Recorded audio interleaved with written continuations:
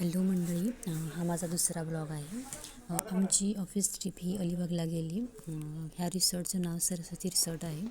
गेल्या गेल्या खिडकीतून पाण्याचा मोह झाला. खिडकीतून बाहेरचा सुंदर नजारा दिसत होता, जसे की स्विमिंग पूल, लॉन. त्यानंतर माझी नजर मिररकडे गेली. मिररने माझे स्वागतच केले. त्यानंतर रूममध्ये बसण्यासाठी सोफा होता.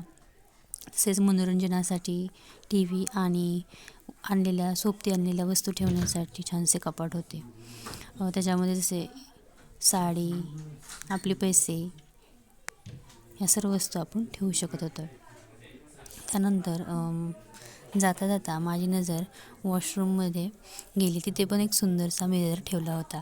त्या मिररमध्ये जाऊन मी मस्तची स्माईल करत या ब्लॉगचा बाय बाय करते. थँक्यू.